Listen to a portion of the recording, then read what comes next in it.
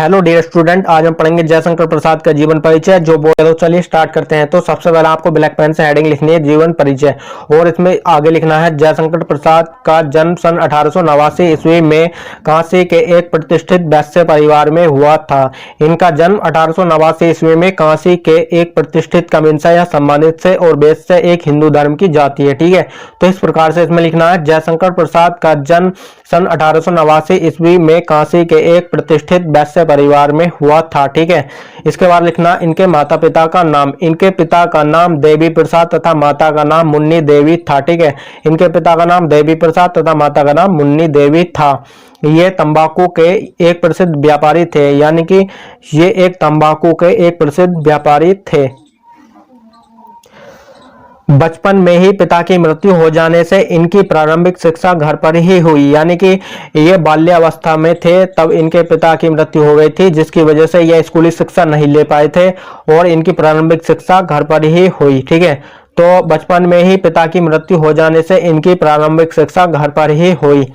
घर पर ही इन्होंने हिंदी, अंग्रेजी, संस्कृत, उर्दू, फारसी का गहन अध्ययन किया था, यानी कि बहुत ही अच्छे तरीके से इन्होंने हिंदी, अंग्रेजी, संस्कृत, उर्दू, फारसी का गहन अध्ययन किया था।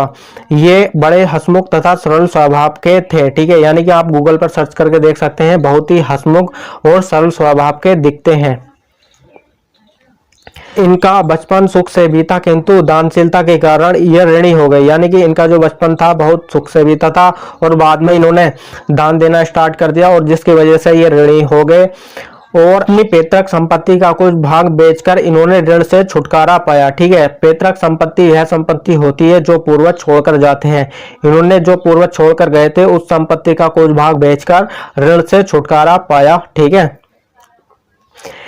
अपने जीवन में इन्होंने कभी व्यवसाय की ओर ध्यान नहीं दिया। ठीक है, व्यवसाय की ओर ध्यान नहीं देने की वजह से इनकी आर्थिक स्थिति खराब हो गई और इस प्रकार से इसमें आगे लिखना है परिमाण स्वरूप इनकी आर्थिक स्थिति बिगड़ती गई और चिंताओं ने इन्हें घेर लिया। ठीक है, आर्थिक का मीन्स है यहाँ पैसे से। ठीक है, परिणाम स्वरूप इनकी आर्थिक स्थिति बिगड़ती गई और चिंताओं ने इन्हें घेर लिया। इनका शरीर क्षय रोग से जर्जर होता गया। ठीक है, क्षय रोग एक टीबी की बीमारी है जिसकी वजह से इनका शरीर कमजोर होता गया और अंत में इनकी मृत्यु सन 1837 ईस्वी को केवल 48 वर्ष की आयु में हो गई थी। ठीक है, 1937 ईस्वी को हो गई थी। और उसके बाद लिखना इनकी रचनाओं के बारे में। तो इस प्रकार से ब्लैक पेन से हेडिंग डालनी है और उसमें आगे लिखना है जयशंकर प्रसाद की प्रमुख कृतियां इस प्रकार हैं। ठीक है, तो पहले लिखनी है कामायनी। इसमें आगे लिखना है इसमें मानव को श्रद्धा और मनु के माध्यम से हृदय और बुद्धि के समन्वय का संदेश दिया गया, यानी कि जो कामायनी है उसमें श्रद्धा और मनु के माध्यम से हृदय और बुद्धि के समन्वय का संदेश दिया गया है।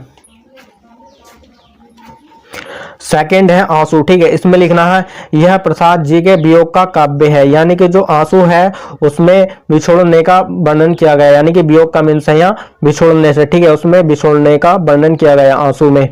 थर्ड है झरना। ठीक है, इसमें प्रसाद जी की छायावादी कविताएं संकलित है, यानी कि जो झरना है उसमें छायावादी कविताओं को लिया गया है। फोर्थ है लहर। ठीक है, इसमें लिखना है यह प्रसाद जी का भावात्मक काव्य संग्रह है। जो लहर है इनका भावात्मक काव्य संग्रह है। ठीक है, और आगे देख लेते हैं कहानी, उपन्यास और निबंध को। ठीक है, तो कहानी है इनकी आकाशदीप, इंद्रजाल, प्रतिध्वनि, आंधी। ठीक है, जो कहानी है इनकी आकाशदीप, इंद्रजाल, प्रतिध्वनि, आंधी। ठीक है, और उपन्यास है इनके कंकाल, तितली, इरावती, आदि। ठीक है, जो उपन्यास है इनके कंकाल, तितली, इरावती, आदि।